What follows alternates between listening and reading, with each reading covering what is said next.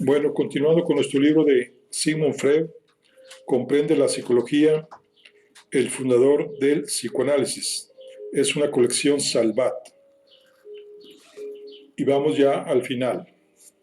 Vamos a iniciar lo que es el capítulo 9. Civilización, colectividad y arte. De la civilización primitiva a la guerra. Cuando el psicoanálisis empezó a gozar de una amplia aceptación, aunque no por ello cesaron las críticas, las controversias y el rechazo más o menos explícito por parte de la comunidad médica y científica, Freud amplió el campo de investigación y se interesó por cuestiones a primera vista tan alejadas como la religión y el concepto de civilización que lo animaron a escribir algunas de sus obras más originales. Entre 1911 y 1913, tras leer algunas páginas de La rama dorada del antropólogo escocés James Fraser, Freud se sintió inspirado para acometer un nuevo trabajo, Tótem y Tabú, un volumen compuesto de 4 artículos que lo obsesionaron hasta el punto de reescribirlos, corregirlos, cambiarlos y enmendarlos una y otra vez, como informaba a quienes le escribían, interesándose por el progreso de sus investigaciones. Preparó la introducción durante una de sus estancias en Roma. Como es de esperar, la antropología y la arqueología, sus grandes pasiones, se entrelazan e interactúan en esas líneas. La obra, con un límite que el propio autor confiesa en las primeras páginas, es una suerte de fresco variado y complejo. En las sociedades arcaicas y primitivas, Freud detectó mecanismos similares a los que muestran los neuróticos.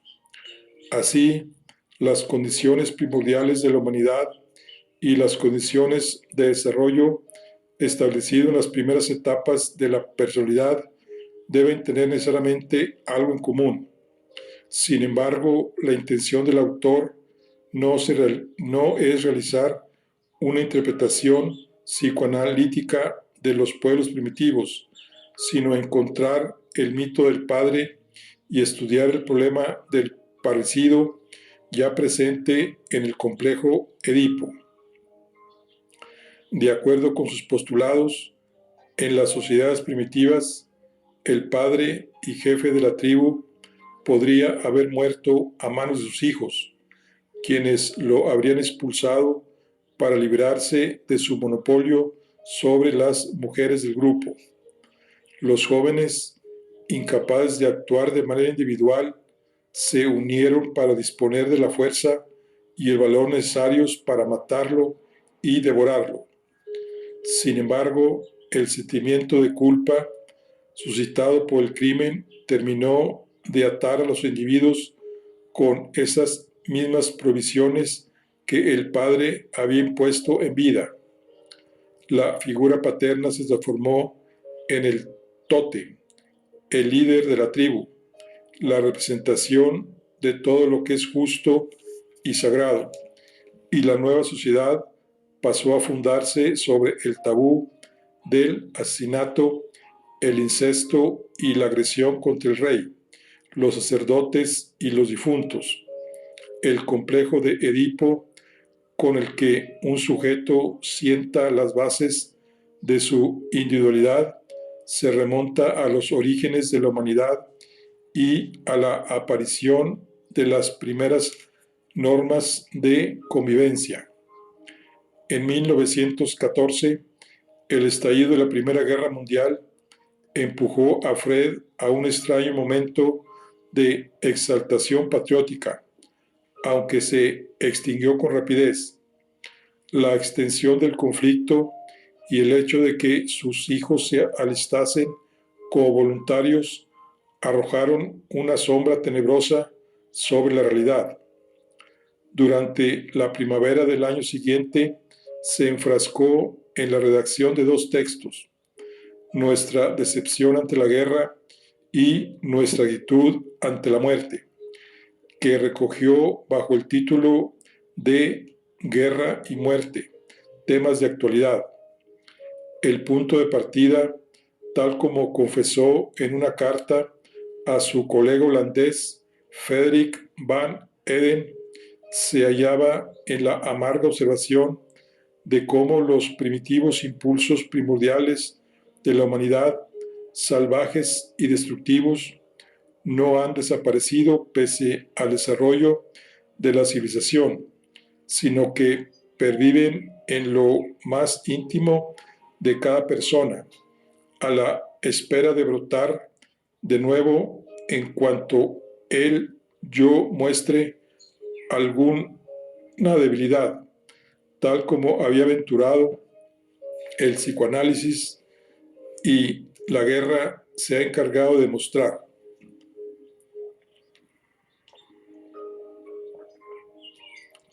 Todo aquello que se veta al individuo se convierte en lícito si así lo dispone la comunidad.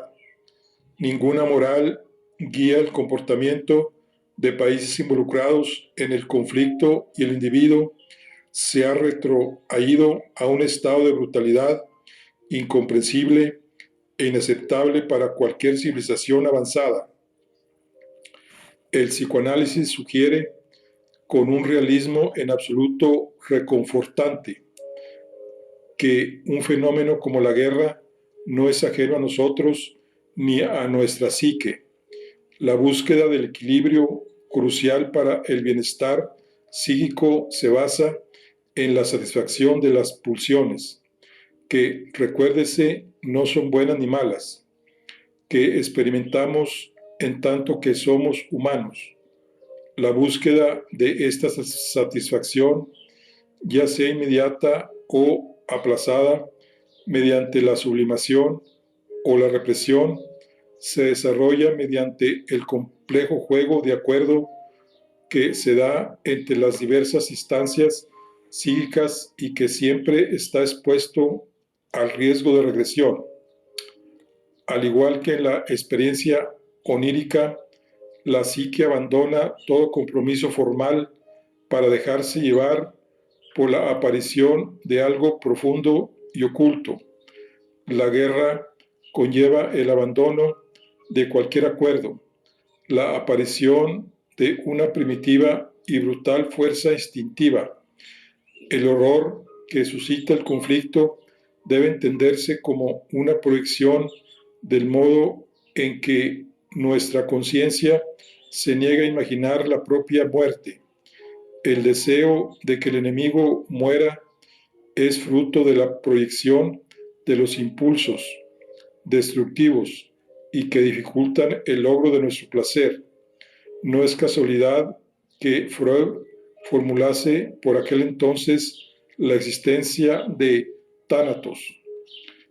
El apego de este trabajo a la realidad más inmediata, un rasgo que contrasta con la producción freudiana anterior, permite, no obstante, revelar uno de los hallazgos más meritorios durante estos años de conflicto y destrucción: la existencia del humano primitivo que mora en nuestro interior. La humanidad no ha caído tan bajo como creemos, simplemente nunca ha alcanzado las cotas que habíamos imaginado.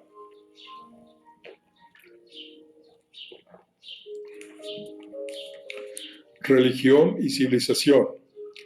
En obras posteriores, Freud prosiguió con sus reflexiones en torno a las relaciones que se establecen entre la cultura y la civilización. Durante los duros años de posguerra que atravesaron la década de 1920, el estado de ánimo de Freud no era mucho mejor. Ya entrado en la setentena y con una salud cada vez más precaria, agravada por el cáncer, se dejó invadir por una enorme amargura. En algunas cartas a su amigo Andreas Salomé, confesó el abatimiento en que le sumía la vejez, así como su creciente desilusión por todas las cosas. La lucha contra la mentira, que siempre había caracterizado su actividad intelectual, lo llevó a expresar este desencanto en una de sus obras más personales, El porvenir de una ilusión, 1927. Es una defensa de la actividad psicoanalítica. Tras haberla protegido de los médicos y sus intentos de monopolizarla, en ¿Pueden los legos ejercer el análisis? Diálogos con un juez imparcial, 1926, había llegado el momento de poner coto a los sacerdotes. El ateo Freud se dejó llevar por una especie de arrebato personal en contra de las carencias religiosas para defender ciertas convicciones no demasiado nuevas, pero interesantes por hacerlo desde el punto de vista psicoanalítico. Diversos análisis y analogías le habían sugerido la posibilidad de considerar la neurosis como una forma de religión individual y a su vez la religión como una neurosis colectiva. Tal afirmación le valió un alud de críticas feroces y despiadadas, algo que por otra parte le trajo sin cuidado, pues estaba proponiendo una hipótesis, no emitiendo un juicio sumario. La palabra ilusión no debía confundirse con error. El psicoanálisis es una herramienta científica y completamente neutral, comparable al cálculo infinitesimal. La religión, en su naturaleza ilusoria, ejerce un impacto muy profundo en el individuo y la comunidad. El problema no es la religión en sí, sino el camino y la meta a la que se dirige. Durante demasiado tiempo, el ser ha puesto la mirada en el cielo y el más allá, y se ha olvidado del aquí y el ahora. Todo ese empeño tan disperso, si se dirigiese bien, podría utilizarse para mejorar la civilización y la vida misma. Había llegado el momento de dejar el cielo a los ángeles y los gorriones. Para Freud, en el templo no hay sombras que la luz de la razón no puede explotar. La investigación científica debe ser libre para someter a un examen crítico cualquier campo de la actividad humana, incluida la religión, a la que no se puede otorgar ningún estatus privilegiado. Tal concepción cuenta con predecesores ilustres, cuyo nombre omite, pero que son fácilmente identificables: Voltaire y Diderot.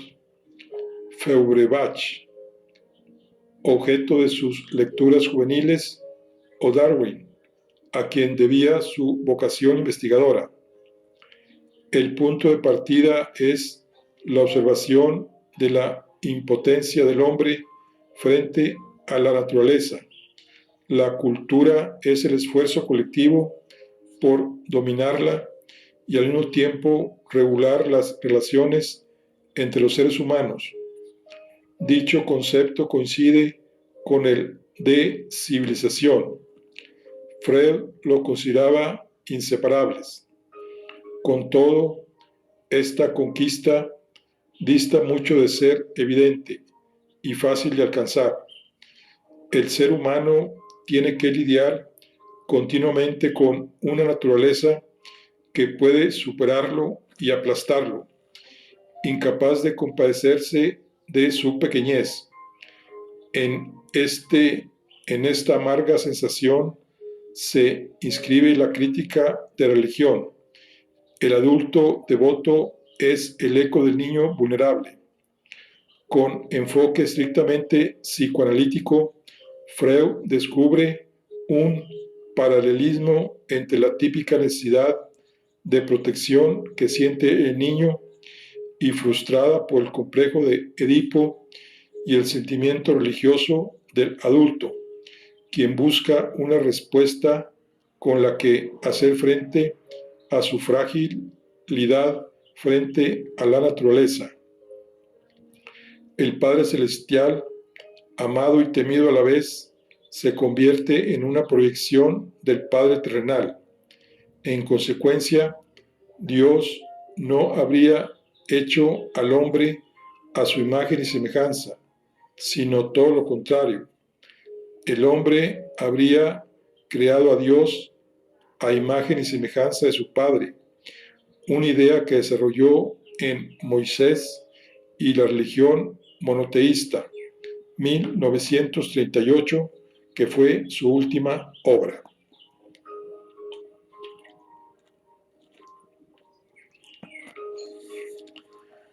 La vocación consolatoria de las creencias religiosas está destinada al fracaso, dada su incapacidad por cumplir con la tarea encomendada. El psicoanálisis, sin embargo, podría convertirse en un aliado de la ciencia en su trabajo civilizatorio, Kulturarbeit, esforzándose activamente por la conquista de la felicidad y la realización terrenal. La aceptación de ese desafío no significa olvidar que el ser humano alberga un elemento egoísta y destructivo, del que Freud ya había hablado de guerra y muerte. La civilización ha supuesto un gran sacrificio en términos libidinales, tal como argumentó en un libro anterior que preparó en el verano de 1929 y que tituló en un principio La infelicidad de la civilización, y que no tardó en cambiar por el de el malestar en la cultura. En cambio, obedecía a las cuestiones tratadas. No pretendía de ninguna manera enunciar una promesa de felicidad. Si así fuese, caería en el pensamiento religioso, sino que más bien deseaba mostrar el difícil camino que entraña toda investigación que desee reforzar la civilización. Como bien diría en dicha obra, me falta el ánimo necesario para erigirme en profeta ante mis contemporáneos, no quedándome más remedio que exponerme a sus reproches por no poder ofrecerles consuelo alguno, pues en el fondo no es otra cosa lo que persiguen todos, los más frenéticos revolucionarios, con el mismo celo que los creyentes más piadosos. El análisis personal que realizó Freud sobre la naturaleza humana lo llevó a buscar ecos de los conflictos dinámicos entre el ello, el yo y el superyo en un escenario mayor. La supervivencia queda garantizada gracias a un compromiso constante que termina por convertirse en la propia causa de la insatisfacción. El ser humano, por su naturaleza, no puede vivir sin civilización, pues lo abocaría a esa guerra de todos contra todos, de la que había hablado el filósofo inglés Thomas Hobbes y Freud retomó en diversas ocasiones. Sin embargo, la civilización no puede hacerlo completamente feliz. De ahí que sienta un rechazo por la cultura y prefiera abandonarse a ciertas ilusiones. Los sacrificios necesarios, sea en términos de agresividad como la sexualidad, se consuman en una lucha titánica entre Eros y Tánatos, que se da a escala individual y colectiva. La cultura nos ayuda a domesticar ese conflicto mediante el superyo cultural, una encarnación de las provisiones y regulaciones que rigen la convivencia. El reto que tenemos ante nosotros y que Freud, para concluir el trabajo, dejó deliberadamente pendiente es lograr, como si de un experimento terapéutico se tratase, un grado de civilización que permita contener las pulsiones destructivas sin tener que recurrir a mecanismos no menos devastadores.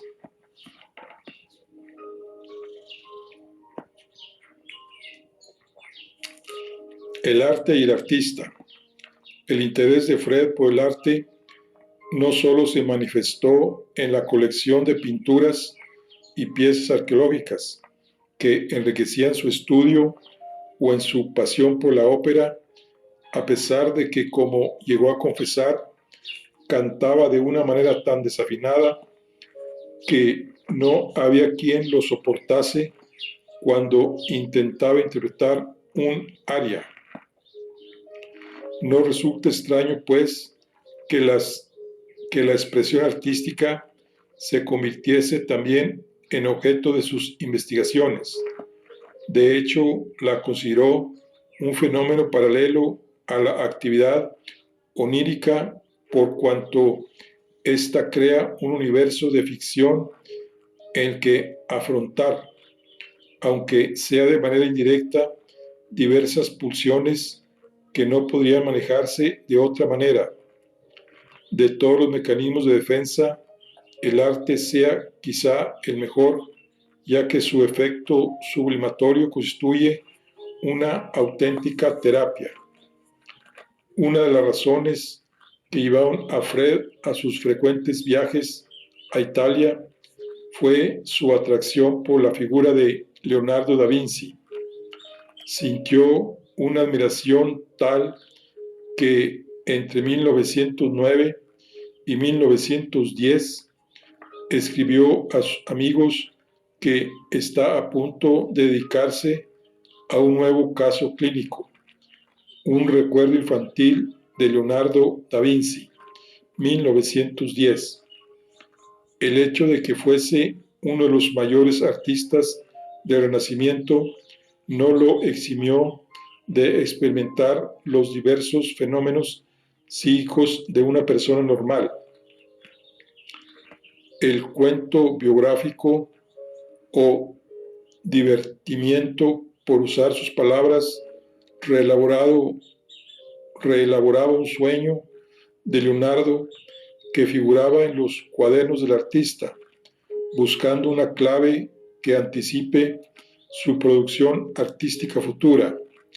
Freud examinó la historia personal del genio, su bastardía, los primeros años con su madre, la posterior adopción por el padre, el periodo que pasó con este y su segunda esposa, así como la aparición de Ludovico el Moro, una segunda figura paterna que resultó crucial en el desarrollo de su personalidad. Freud encontrará una explicación para su inestabilidad artística, su tendencia a dejar el trabajo inconcluso, la sublimación de sus impulsos sexuales en la pasión por la investigación científica y la atención casi maternal que deparaba a sus asistentes, así como la clave de lectura de algunas de sus obras más enigmáticas, como por ejemplo Santa Ana, la Virgen y el Niño, en la que aparecen, y no por casualidad, dos madres. Otra obra corta entrelaza la experiencia psicoanalítica con el análisis artístico y la vida personal de Freud, El Moisés de Miguel Ángel, 1913, nacida tras otro viaje a Italia. Desde que visitó el país por primera vez en 1901, la colosal estatua conservada en la iglesia romana de San Pietro in Vinocoli nunca dejó de fascinarlo. Tras su estancia de 1912, durante la cual iba todos los días a contemplarla, decidió dedicarle un texto breve, curiosamente publicado de forma anónima, aunque no se tardó en atribuirlo a su pluma. El patriarca bíblico se dispone a alzarse para castigar la infidelidad del pueblo de Israel, o bien permanece sentado y observa con ira contenida a la chusma que lo rodea. Freud opta por la segunda interpretación. Miguel Ángel, de personalidad irascible, al esculpir la obra, reflejó la violencia que a duras penas podía refrenar en un intento por sublimar la ira que sentía, así como la difícil relación que mantenía con el Papa Julio II, su principal cliente y no menos intratable que el artista. La estatua sería pues una advertencia que le permitiría elevarse por encima de su propia personalidad. Con todo, el análisis también arroja más luz sobre la compleja personalidad de Freud y su experiencia personal. Tras el patriarca que lucha contra sus pasiones, no se oculta solo el escultor florentino, sino también el padre del psicoanálisis, ya al borde de su inevitable ruptura por Jung. La escritura del ensayo coincidió con el enconamiento en su controversia con los discípulos rebeldes. Mientras Moisés luchaba para silenciar la ira en contra de sus hijos, Freud subestimaba en estas páginas su decepción por Adler y Jung. Miguel Ángel ha integrado algo nuevo y sobrehumano en la figura de Moisés, y la enorme masa corporal y la prodigiosa musculatura de la estatura son tan solo un medio somático de expresión del más alto rendimiento psíquico posible a un hombre, del vencimiento de las propias pasiones en beneficio de una misión a la que se ha consagrado.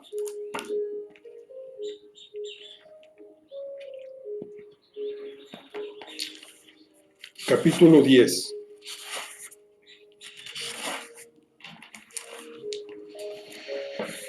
Luces y sombras de su legado.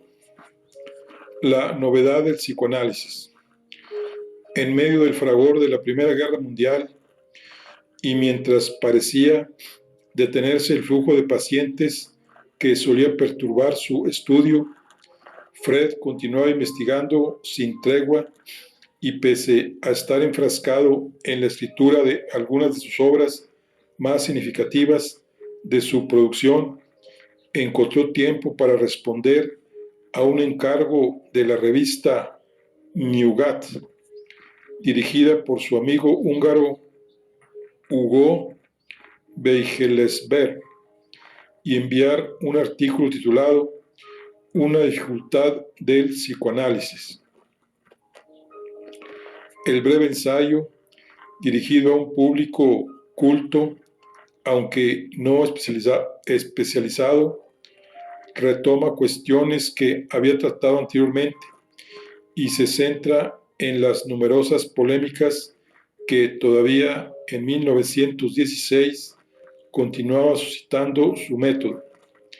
Las críticas y resistencias, como subraya, no deben imputarse a presuntas dificultades conceptuales o a ciertos requisitos intelectuales que impiden que el lector común lo comprenda. Al contrario, más bien se trata de dificultades afectivas, prejuicios que le impiden concederle confianza.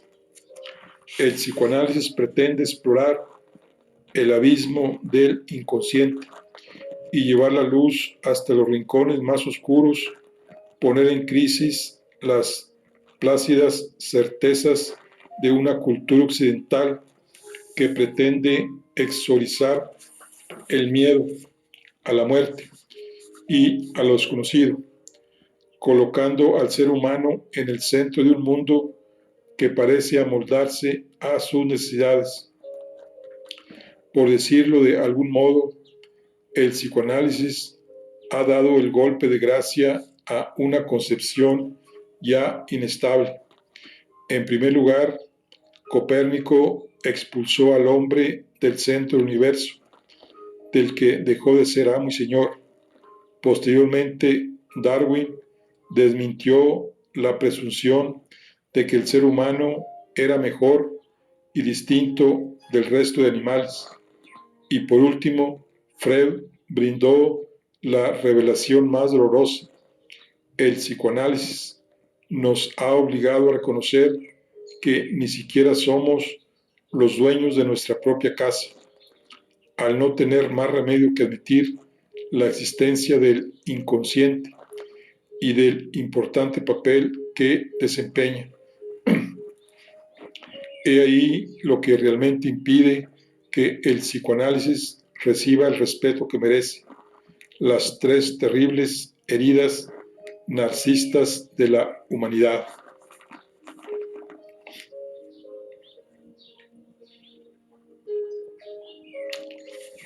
El debate. Al parecer, aún cuesta aceptar estas revelaciones, y en especial las que realizó Freud. Una larga estela de imitadores, seguidores, discípulos, adversarios y calumniadores sigue los pasos del padre del psicoanálisis. Nos guste o no, nadie, sea un profesional o un profano, puede adentrarse en el terreno de la psicología sin darse de bruces con su figura y su pensamiento. Con el paso del tiempo, el psicoanálisis se ha ramificado en escuelas y direcciones a menudo muy diferenciadas que, pese a todo, continúan, no sin controversias, agrupadas en la Asociación Psicoanalítica Internacional que Freud creara en 1910.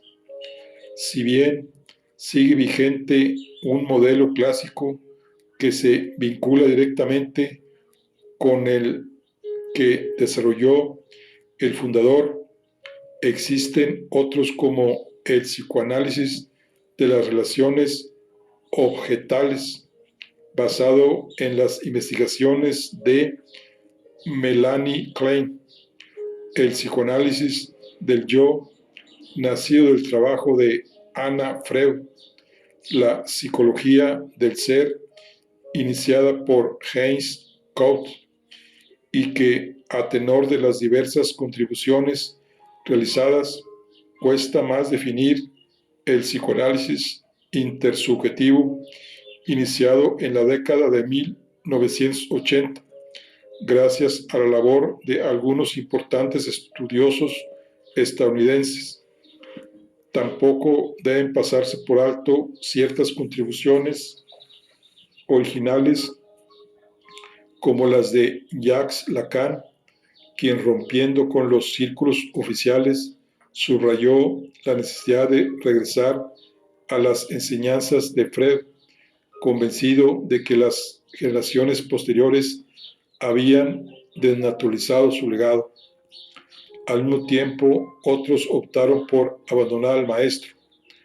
Algunos de sus primeros discípulos y colaboradores, tras rechazar algunas de sus definiciones o haber llegado a conclusiones completamente distintas, emprendieron un camino propio, después de enfrentamientos y separaciones dolorosas. Alfred Adler, Carlos Jung, Wilhelm Reich u Otto Ranks fueron expulsados de la asociación o bien la abandonaron motu propio para desarrollar sistemas y terapias relacionadas con el psicoanálisis, como la psicología analítica de Jung o la psicología individual de Adler. Asimismo, cabe destacar la obra de Wilfred Ruprecht Bion sobre el psicoanálisis de grupo, la de Steven Mitchell sobre el psicoanálisis relacional o la de Donald Winnicott, quien se preocupó por estudiar la relación entre la madre y el lactante. Sea como fuere, la disciplina sigue aún hoy vigente. La Asociación Psicoanalítica Internacional reúne a 72 filiales de 63 países distintos. Cuenta con unos 12,000 miembros cuya profesionalidad y competencia garantiza y promueve el desarrollo de la investigación, la contrastación y el intercambio de resultados. Con todo, los prejuicios y las críticas continúan.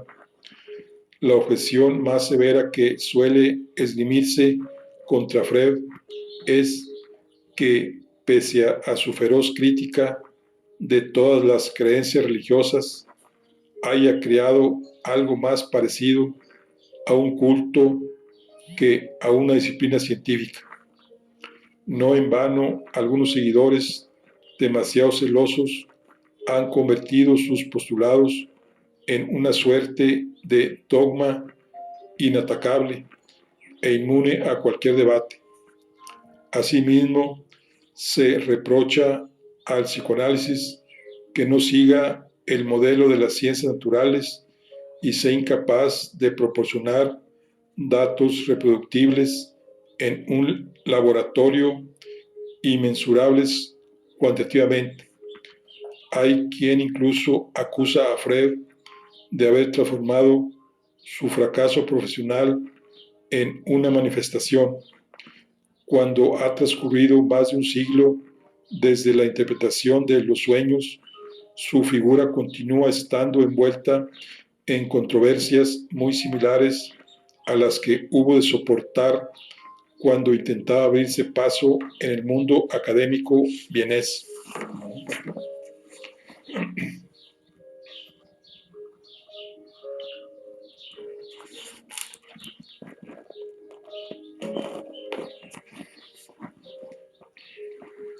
Un regalo civilizador. Precisamente esos debates debían restituirle su grandeza. El psicoanálisis se resiste, escapa a cualquier intento de falsificación, sigue suscitando discusiones y continúa interesado a los lectores. Hoy como ayer, sus obras, que unas veces pueden parecer románticas por adentrarse en una tormenta de sentimientos y pasiones, y otras ilustradas por su voluntad de aportar claridad y progreso. Nos hablan, nos desafían y nos acompañan en ese mundo subterráneo de pulsiones y deseos llamado inconsciente. Freud no se limitó a revelar la existencia de este continente sumergido que antes había sugerido la filosofía, pero que nunca había definido con precisión. También siguió las huellas en cada manifestación humana y nos ha permitido entender su lenguaje. Y las consecuencias no solo se dan en un nivel estrictamente científico, sino que significa dar un paso lleno de consecuencias para la ciencia y para la vida. El porvenir de una ilusión, 1927. La vida refleja el dinamismo y el conflicto que se agitan en el inconsciente, una prisión de máxima seguridad de la que las pulsiones sometidas a un bloqueo constante pugnan por escapar. Los sueños de los lapsus, los olvidos y los actos fallidos quizá parezcan fortuitos, pero nada queda al azar. Su presencia debe interpretarse como señal de intentos de fuga que las investigaciones de Freud nos han permitido reconocer y manejar. El condicionamiento que ejerce la sociedad, la cultura dominante, con sus normas de convivencia diaria, han de interpretarse como vínculos y condicionamientos que contribuyen a bloquear, reprimir y sofocar dichas pulsiones. Y ahí precisamente emerge un concepto tan fundamental como el de líbido. Orgulloso de su furia iconoclasta, Freud no vaciló en atacar a la mojigatería y la hipocresía de la clase media acerca de la moral sexual. Consideraba que el rigor con el que se juzgaba al sexo opuesto y que rara vez se correspondía con los hechos de acuerdo con principios éticos y de higiene, así como a experiencias psicológicas importantes, subestimaba el poder de la pulsión sexual y más concretamente de la libido. Al igual que para la física, la energía, según la ley de conservación, cambia de forma para siempre, se conserva la energía psíquica de la pulsión sexual, puede ser canalizada y sublimada mediante la producción artística o la investigación científica, o bien degenerar en una neurosis. Pese a que esta idea ha sido muy cuestionada, no en vano fue una de las causas del distanciamiento entre Freud y Jung, la manera en que el inconsciente y la libido se mueven y se manifiestan en el comportamiento tanto individual como colectivo, sigue poseyendo una gran vigencia a la hora de interpretar los fenómenos humanos. Conocemos prácticamente todo acerca de Freud. La cantidad de material que nos ha dejado es inmensa. De hecho, en varias cartas confesó que cada cierto tiempo quemaba pilas de notas, manuscritos y correspondencia. A veces se sentía sepultado bajo montañas de papel, como si fuese una esfinge cubierta por la arena. Hoy en día, y más después de que en 1989 expirasen los derechos de autor, toda su obra está disponible para el lector que desee iniciar un viaje que a través de diversos ensayos y análisis de casos clínicos los llevará por el psicoanálisis, la psicopatología, el arte, el mito, la literatura, la historia o la sociedad. Además de la aventura implícita en el desarrollo de la disciplina, Con sus luces y sombras, Freud ha legado al hombre contemporáneo un trabajo intelectual, portador de civilización. En 1936, con motivo de su 80 cumpleaños, el padre del psicoanálisis recibió un gran número de felicitaciones, además de las visitas recibidas con mayor o menor grado y las notas que se sintió obligado a responder el célebre escritor Thomas Mann. Dio una breve conferencia privada para el homenajeado y su familia titulada Freud y el porvenir, un porvenir que sin duda sería mejor gracias a la contribución de ese hombre extraordinario, pese a que el futuro reformulará o modificará algunos de los resultados de su investigación. Nunca podrán silenciarse las preguntas que Sigmund Freud ha lanzado a la humanidad. Sus descubrimientos científicos no pueden negarse ni ocultarse. Los conceptos que ha acuñado, las palabras que escogió para expresarlos, ya han adquirido carta de naturaleza en la lengua viva. En todos los campos de la ciencia y el espíritu, en la investigación sobre la literatura y el arte, en la historia de la religión y en el estudio de la prehistoria, en la mitología, el folclore y la pedagogía, e incluso en la creación poética, su obra ha dejado una huella muy profunda. Y estamos seguros de que si existe alguna empresa humana que merezca ser inolvidable, esta será la empresa de Sigmund Freud, quien ha penetrado en las profundidades del alma humana. Ninguno de nosotros podría imaginarse nuestro mundo espiritual sin la valiente labor que Freud ha realizado a lo largo de su vida. Bueno, aquí terminamos con el libro. Vamos a ver nada más aquí mismo unas lecturas que son recomendadas. En primer lugar está la interpretación de los sueños de 1900, que dice que constituye el punto de partida indispensable para acercarse a los textos freudianos. Escrita en 1899, la obra se publicó con fecha del año siguiente, como si se dispusiese a abrir el nuevo siglo, con el fin de enfatizar el punto de inflexión que Freud creía haber alcanzado en el estudio de la mente humana y sus mecanismos. No en vano llegó a afirmar que nunca estuvo tan satisfecho con los resultados.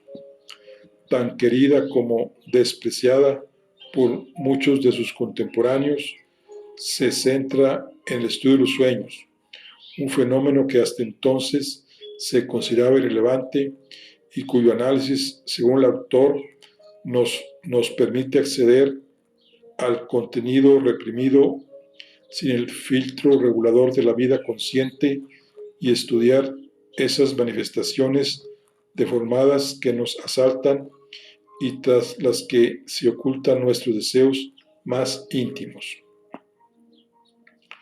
La siguiente es la psicopatología de la vida cotidiana, 1901.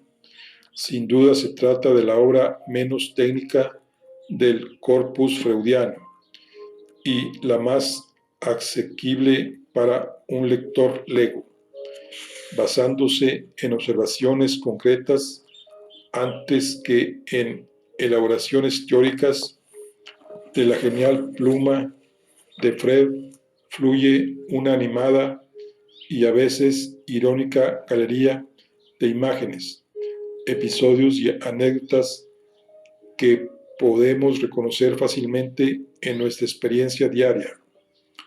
A lo largo de 12 capítulos nos lleva a través de una infinita variedad de pequeñas acciones aparentemente sin sentido, que en realidad nos dice mucho más de lo que pensamos, los olvidos, los falsos recuerdos o los errores se convierten en fantasmas o pistas que revelan nuestros impulsos inconscientes.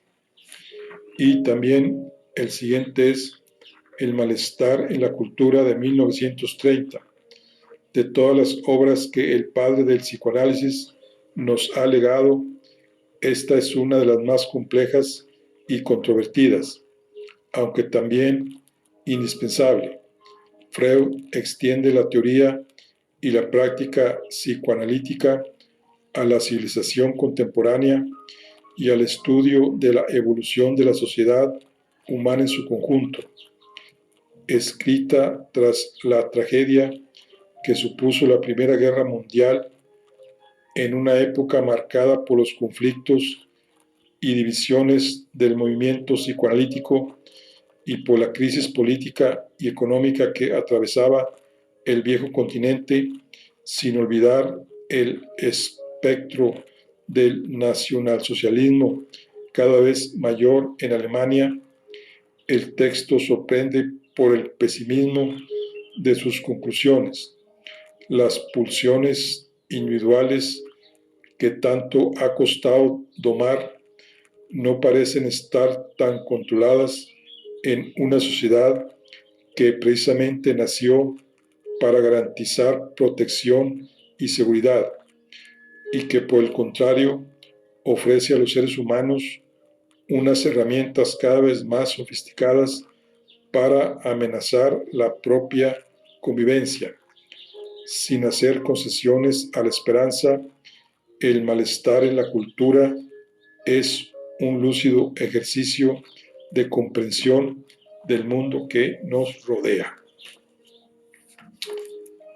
Bueno, y aquí ya por último tenemos una bibliografía que está muy extensa, pero es interesante que la veamos.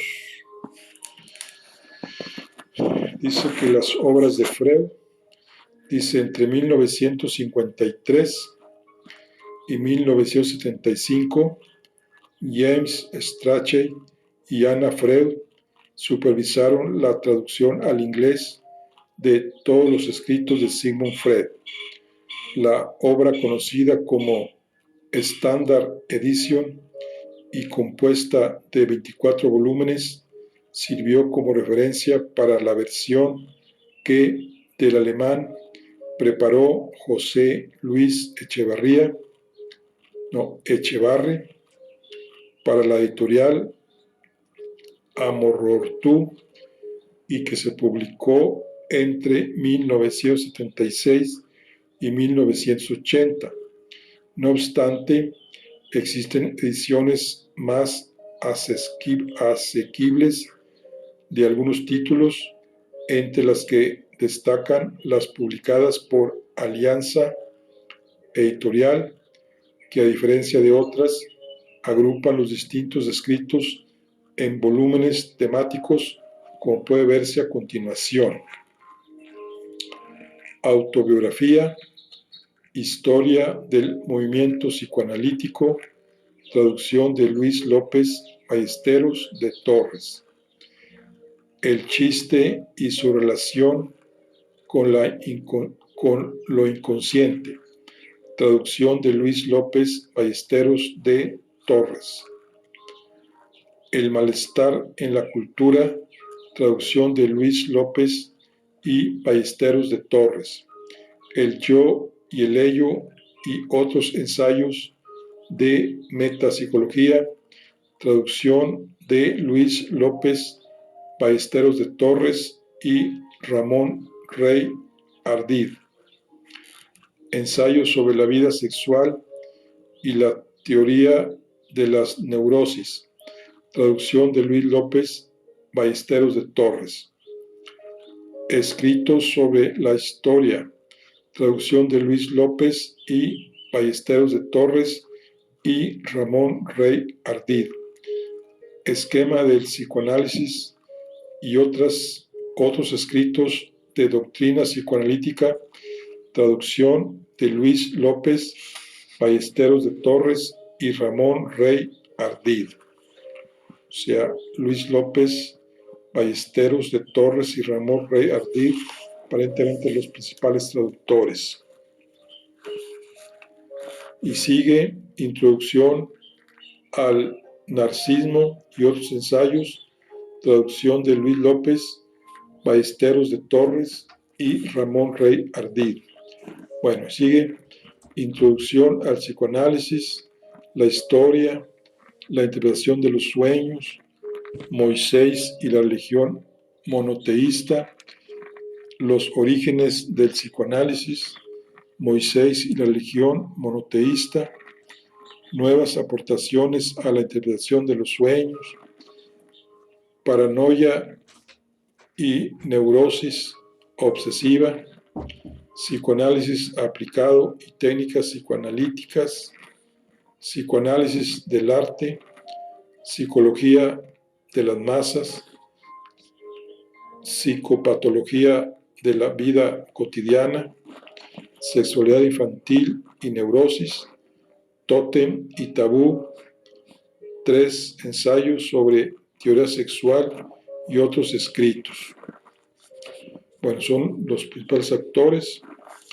Y luego vienen unas colecciones epistolares de Freud, Siman, Carl a sus hijos, y Freud, Anna, correspondencia, y Jung, Carl Jung, correspondencia. Textos sobre Freud, Guy Peter, un judío sin días, Freud, el ateísmo y la construcción del psicoanálisis, Buenos Aires, editorial Korns, 1994, Freud, Barcelona, Carl Jung, etc. Es más, viene aquí hasta Swin Stefan, El mundo del ayer, Memorias de un europeo, que aquí viene casi trae un capítulo dedicado a Freud. Bueno, aquí concluimos con nuestro libro. Vamos a ver nada más aquí. Ok. Vamos a ver aquí los autores, que hemos dicho que eran varios. Y vamos a leer aquí unas pues,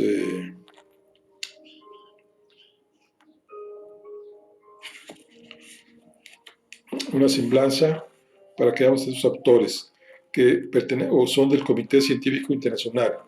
Primeramente tenemos a Anna Giardini, que es una psicóloga y psicoterapeuta de orientación cognitiva, socia de la Sociedad Italiana de Terapia Cognitiva Conductual, SITCC, desde 1997.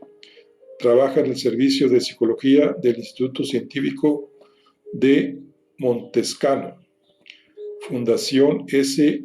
Maugueri, IRCCS. Desarrolla su actividad clínica en Pavia, en cuya universidad es profesora adjunta. Ha impartido conferencias sobre psicología de la salud y tanatología en algunas escuelas de psicoterapia de orientación cognitiva. Es autora de numerosas publicaciones sobre psicología de la salud de ámbito nacional e internacional. Y luego tenemos a Ilaria Bajardini, psicóloga y psicoterapeuta de orientación cognitiva. Es socio ordinaria de la SITCC, doctorada por la Universidad de Turín. Desarrolla su actividad clínica en Alejandría y colabora con la Universidad de Génova en diversos proyectos de investigación y divulgación científicas. Es autora de numerosas publicaciones sobre psicología de la salud de ámbito nacional e internacional. Bárbara Cacciola, psicóloga y psicoterapeuta cognitivo-constructivista, es socia correspondiente de la SITCC. Desarrolla su actividad clínica con adultos, niños y adolescentes en Pavia, Lodi y Piacenza, y más en concreto en los centros de asociaciones Omega, Psicología Lodigiana y Sichare, respectivamente. Se ocupa de las intervenciones de diagnóstico y rehabilitación de trastornos específicos del aprendizaje, TEA, y forma parte del Círculo de Seguridad Parenting, COSP, un programa de intervención en apoyo a los padres.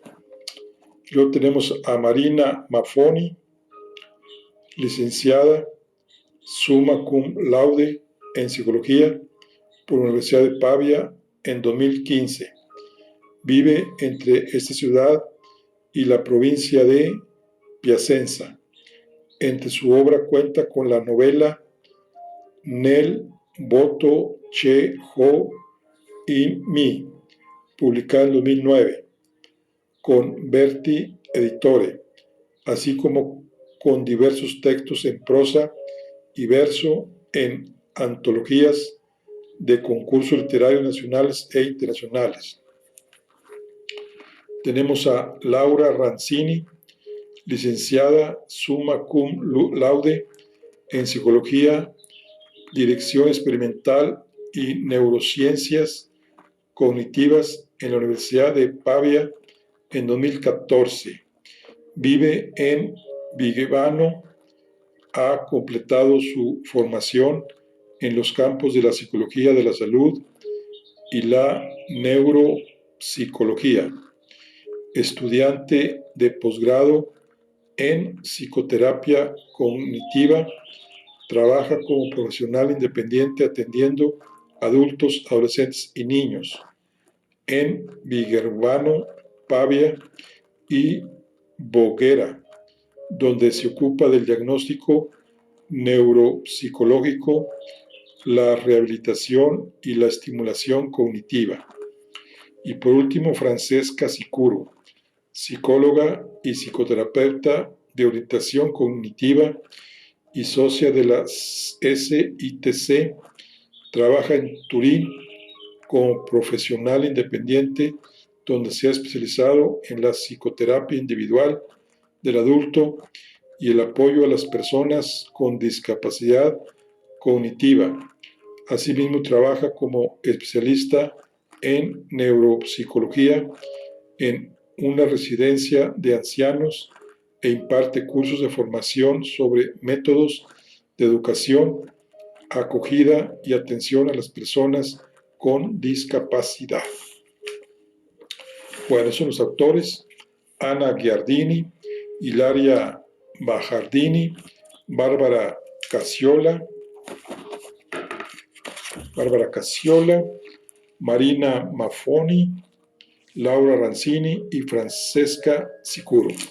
Bueno, aquí concluimos nuestro libro de Sigmund Freud, el fundador del psicoanálisis. Comprende la psicología, editorial Salvat. Nos vemos en la siguiente. Hasta luego.